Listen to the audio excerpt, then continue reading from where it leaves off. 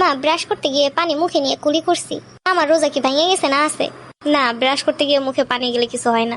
মা আমার মুখে না বারবার লালা উঠতেছে, আমি ওইটা গিলা ফালাইলে কি আমার রোজা চইলা যাইবো? আরে বোকা না, এগুলাতে রোজা যায় না। মা পাদু দিলে কি রোজা যাইবো? আরে না।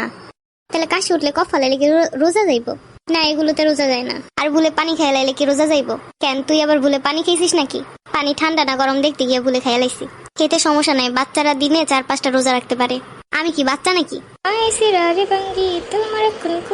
এই আমি তো রোজা। আমার গিয়ে জিগাই তো গান গাইলে রোজা থাকবো কিনা। গান গাইলে কি রোজা থাকবো? রোজা থেকে গান গাউন লাগবো কিসের জন্য? আমি কি গান গাই? গান তো এমনি এমনি মনে পড়ে বারবার। সারাদিন গান বাজনা রাখলে কি সুরা মনে পড়বো? সকালটা থেকে মাথাটা পাগল বানাই দিছে। তো সব কি আমি বুঝি নাকি? আমি তো প্রথম রোজা রাখছি। আমার সাথে এসে কাজ কর, গান বাজনা এমনি মনে পড়বো না। আমার ক্লান্ত লাগতেছে, তারাও ঘুরাইতেছে। কাজ করতে গেলি তো যত বাহানা। রোজাদার ব্যক্তির সাথে কেউ এরকম কথা বলে? রোজাদার ব্যক্তির মন হবে নরম, কণ্ঠ হবে সুমধুর। এইগুলো তো খুব ভালোই বুঝিস। অন্যের আম্মুরা কি সুন্দর রোজা রাখলে সুন্দর ব্যবহার করে, আর আমার লগে এমন করে। তাইলে যা সেই অন্যের আম্মু গুদারে, তাইলে বুঝতে পারবি কেমন আদর করে।